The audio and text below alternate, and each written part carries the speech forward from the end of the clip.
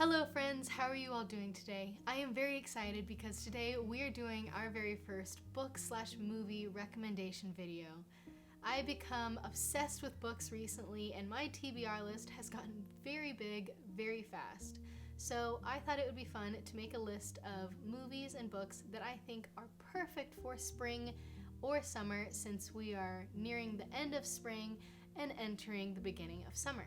Now, the books and movies that I've selected for this list are either set in spring or summer or have like a spring or summer vibe to them, meaning maybe there's lots of florals or bright colors, maybe it's set on the beach or the English countryside in a forest, or maybe it's just a bunch of adorable talking animals in cute outfits. Now, speaking of adorable talking animals in cute outfits, that is a perfect segue for our first book.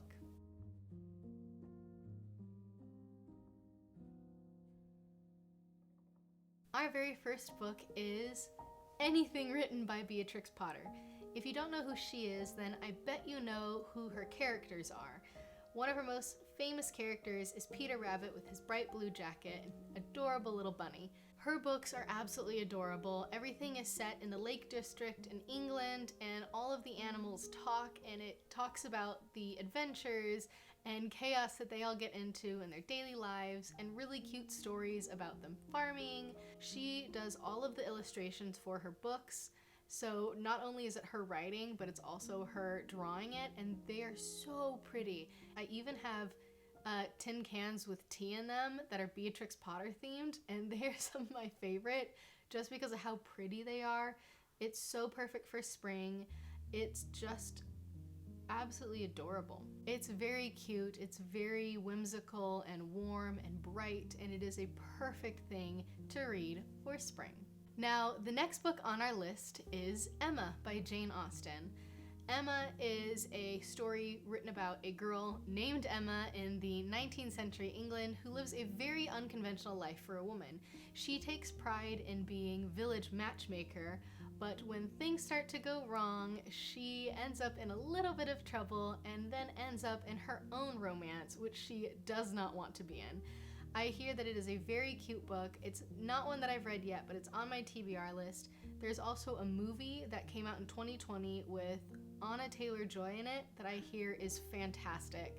I highly recommend you read both the book and see the movie. They're so bright and there's lots of florals in it. It's set on the English countryside during spring and summer.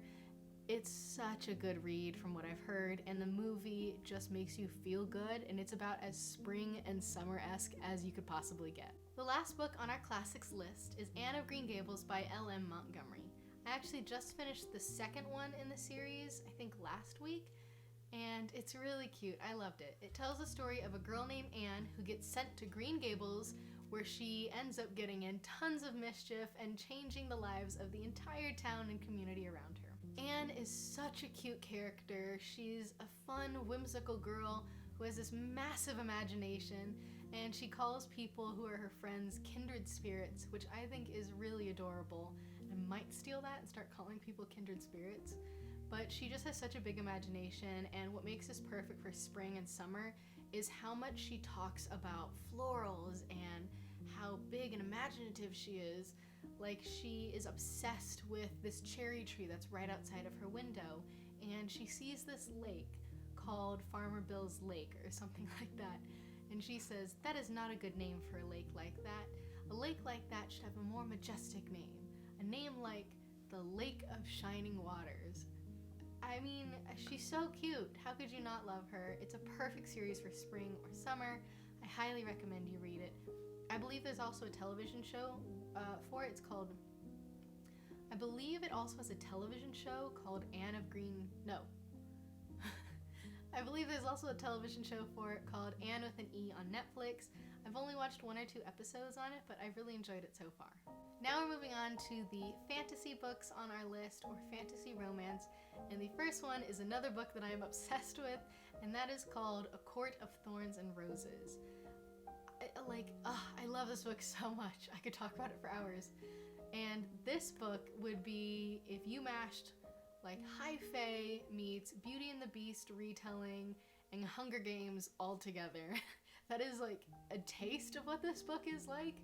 It's so good. It tells the story of a girl named Feyre who is trying to keep her family alive from starvation and ends up getting captured by a high fae who brings them to her land where it is perpetually spring, and kind of this story of maybe romance, will they, won't they, kind of happens. And it is so good. I love Feyre so much. She's one of my favorite characters of all time. And the reason this is perfect for spring is that it is set in spring. There's tons of florals, beautiful fountains, roses, gorgeous dresses, even a big spring festival. It is so perfect for spring, and the series is just phenomenal. I highly recommend you go and read this book. I've convinced at least 5 of my friends to read them, and I'm pretty sure 2 or 3 of them were guys, so that just tells you how good of a book it was. The next book on our fantasy list is A Deal with the Elf King by Elsie Kova. The story is about a woman named Luella who is the town herbologist and lives with her family, and one day an elf king comes to her town claiming that she has magical powers and that she must marry him to save not only her town but the entire magical realm as they know it. So she has a very big decision to make. It's a really cute story, especially if you like magical forests with cool creatures, flower and earth magic, festivals, dancing, and lots of herbology. It's so cool how in depth they go with the herbology. She has like her own books where she talks about all the various plants that she can use to heal people. If you like that at all, I highly recommend you read this one. I really liked it for that reason alone. Last on the fantasy list is Girl, Serpent, Thorn by Melissa Bashardust. I hope I pronounced that correctly. This one is a fairy tale remake about a princess who's cursed with a poisonous touch, banished to live far, far away from her family in a cottage in the woods with her massive garden. One day while she's living in her garden, she comes across a boy who tells her that there is so much more to her story than meets the eye. As her brother's wedding day draws near, she has to decide if she's going to stay the princess locked away in the tower or discover what and who she truly is. I have not read this one yet, but I really want to read this one just because the summary sounds so cool. To have like a poisonous touch, I don't even know what that means. I'm assuming it has to do with gardens and plants and flowers. It just sounds really exciting and fun. And having your own cottage in the woods that's a massive garden, who wouldn't want that? Perfect for spring or summer, and I can't wait to read it. Now we're going to move on to romance books. And the first book we're going to talk about is A Spell for Lost Things by Jenna Evans Welch. We have the same last name. Now this story is about a woman named Willow who just wants to travel and explore the world, but instead gets dragged to Salem, Massachusetts for the summer by her mom to settle her late aunt's estate.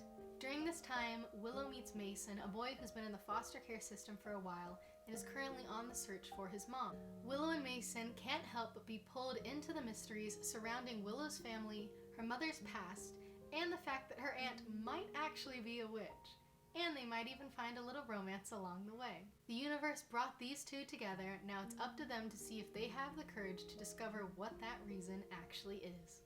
Flower Heart by Catherine Bakewell is another book on my TBR list that I really want to get. I think it might be my next Barnes & Noble purchase. It is so pretty. The cover is gorgeous, and I've heard that it is a combination of Studio Ghibli meets Pride and Prejudice, which, what more could you possibly want for a book? Like, you tell me that's what it is, and I'm gonna run and grab that book as quickly as possible. It is about a woman who has these magical powers that she's not yet learned to control, and one day, when disaster strikes at home, she has to team up with an old friend of hers who she hasn't spoken to in quite a while to learn to control her magic and see if she can right the wrongs that she has done. It sounds like such a fun story. It's cottagecore, it's tea parties, it's flower magic. What more could you possibly want? I can't wait to read it, and it's perfect for spring, especially since it has all the tea parties, has all the flower and the Studio Ghibli vibes. Perfect for spring. Gallant by V.E. Schwab, I would say isn't so much of a romance, but fits more in a creepy or more suspenseful type of book, which I think is fun to mix up in spring or summer when a lot of the books are really light and fluffy. This I think will be a good, a little more like serious one. And I've heard that it is a mixture of Coraline meets The Secret Garden meets cottagecore. what a crazy combination. I think that's so fun. Our main character believes that she is the last living relative in her entire family. That is, until she gets a letter asking her to go to a place called Gallant. She recognizes the name from her mother's journal as a place her mother told her explicitly not to go to. But of course, she goes anyway. When she does, she discovers not only another living relative, a crumbling mansion, a massive garden, but also a garden wall with a big iron door in the center. One that she is told explicitly not to go near and especially not to open. But will she listen? Or will she do as her past family members did and open the door? That sounds so creepy and fun. I think this one is perfect for a change up for spring or summer. It has cottagecore with the massive gardens, but it also has a little bit of seriousness to it. I think it will be a really fun read, and I can't wait to read it. The last book on our list, I would not say fit into any of the other categories. I'd say that it is in fiction, and I kid you not when I say I finished this book in 3 days. It is so good. It is called Lost Coast Literary by Ellie Alexandra, and it is so cute. It's set on a beach. There's big Victorian style manners. There's coastal coffee shop. Our main character is Emily, an aspiring editor in New York City, and one day she gets a call from her uncle letting her know that her estranged grandmother has passed away and she was to inherit her estate. While there, she learns the only way to inherit the household is to edit some manuscripts left behind. As she starts to edit them, she noticed that whatever she writes down on the paper happens in real life. At first, she thinks good is coming of it, and then before she knows it, the entire town is in chaos. With one last manuscript to write, can she fix it? Can she correct all the chaos that she has created? It is so cute, you guys. It feels like a warm hug.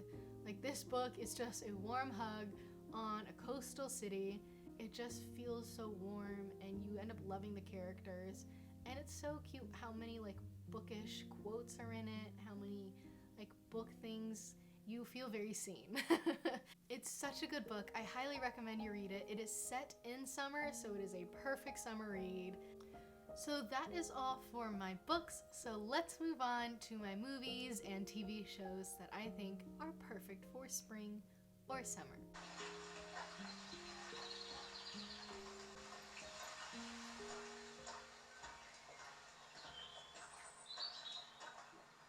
First movie on our list is Princess Diaries 2, starring Anne Hathaway and Julie Andrews.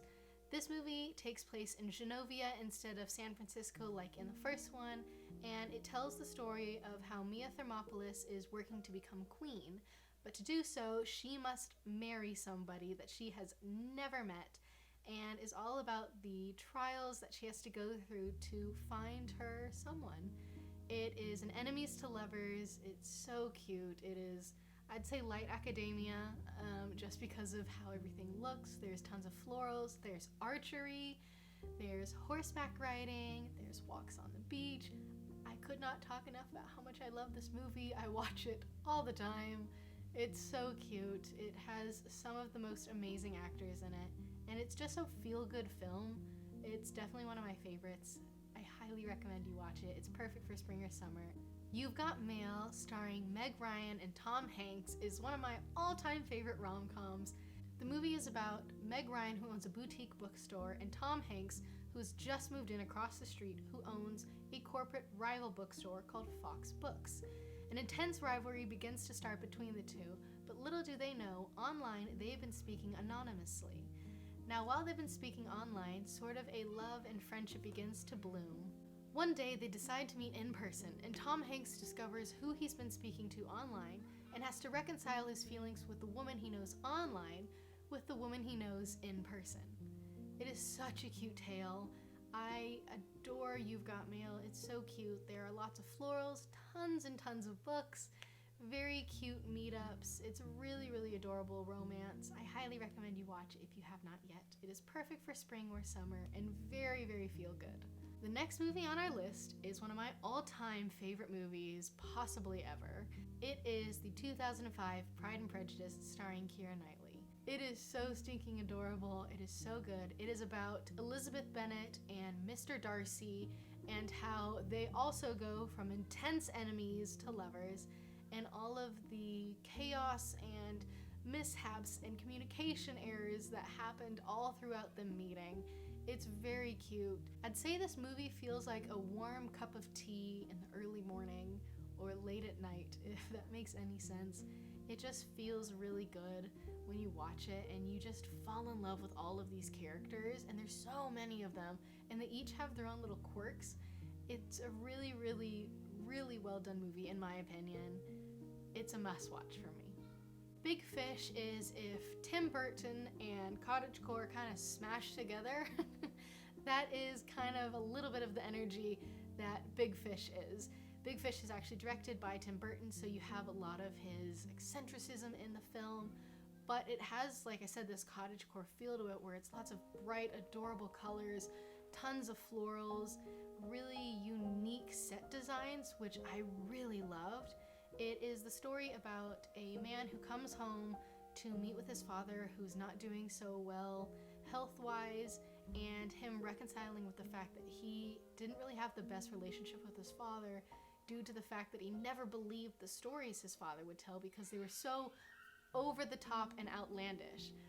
So while the man is there, he starts to walk around town and ask some of the people if any of the stories are true and what do they know about his father. And as time goes on, he starts to discover that there may be more truth to the stories than he thought. It's very adorable, lots of bright colors. The cast is massive. You have Ewan McGregor, Danny DeVito, Helena Bonham Carter. It's a stacked cast. It's really, really well done. And if you want more of like a quirky type of film, I highly recommended this one. It definitely has that like Tim Burton style, but with more of the cottagecore feel to it. Letters to Juliet, starring Amanda Seyfried, tells the story of Sophie, a journalist, going to Verona, Italy with her very busy fiancé. And while walking the streets of Verona alone, she comes across an alcove where women leave heartbroken letters to Juliet from Shakespeare's Romeo and Juliet. While there, she discovers a letter written in 1957 by a woman named Claire.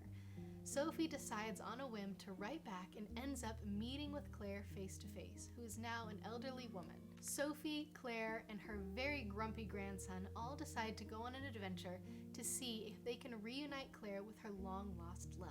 It is another very bright, colorful movie that, again, also feels like a very cheerful, it just feels bright. Like, I don't know how to explain this movie other than it feels very bright. It's a great watch if you have not seen it. It's also another one of my favorite rom-coms, or maybe it's a romance.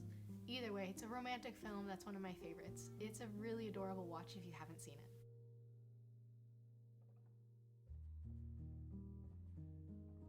Now we're gonna go on to two animes that I have loved. If you're new to animes, I think these are perfect starter animes because they were my starter animes and they're really, really fun for me. The first one is called Snow White with the Red Hair, and it tells the story of Shirayuki, the town herbalist, who has been seen by the king for her bright red hair, and he wants her as his concubine. Of course, Shirayuki does not want this to happen, so in protest, she cuts off her long red hair, leaves it inside her herbalist store, and runs away.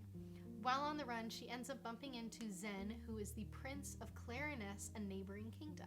While hanging out, Zen gets a poison that was meant for Shirayuki by the king who wanted her as his concubine. She ends up getting the antidote, and Zen asks her if she wants to stay with him in his kingdom of Clariness. When they get there, finally, he lets her know that she can do whatever she would like, so she decides that she wants to learn to become an apprentice for the royal herbalist. It's a really, really fun show that's bright, there's romance in it, tons of plants and gardens. The anime style with the gardening is so pretty, it's stunning. You see her tending to all of these plants, you see her actually learning how to take care of people even more than she already did, and the romance is very cute, it's very wholesome. I think it's a perfect starter anime if you have not seen it. The second anime that I would recommend is called Fruit Basket. It is my first big manga read that is also an anime. I watched the newer version. I believe there's another version out there, but I watched the newest one, which I think is the 2016 version. In Fruit Baskets, it tells the story of a girl named Toru Honda who is living in a tent in a forest because her mother just recently passed away and she had nowhere else to live. While in the tent, one day, two boys come across her tent, one named Kyo and the other one named Yuki, and ask her if she would like to live with them and their uncle in their home.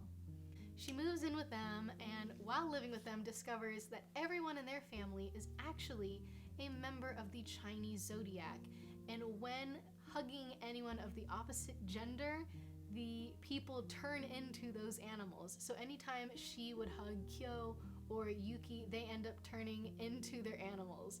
So that is another reason that I suggest this anime, because it has adorable animals, it's so cute, it's very lighthearted, it's all about their journeys of discovering who they are while going to high school and becoming just really good friends. There also is a little bit of a love triangle, so if you like that at all, it's another really good reason to watch this.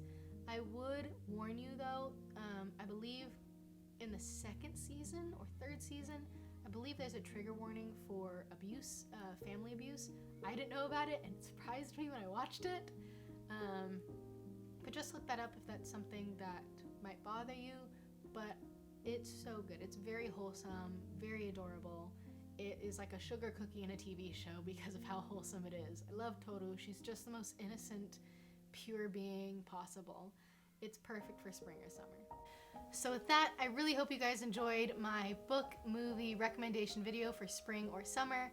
Please let me know if you enjoyed it and if you want to see more of these. I'm thinking maybe seasonal might work, summer, fall, winter, that type of thing. So if you enjoyed it, please let me know in the comments below. And with that, I hope you all have a spectacular week, an excellent day, and I'll see you all real soon.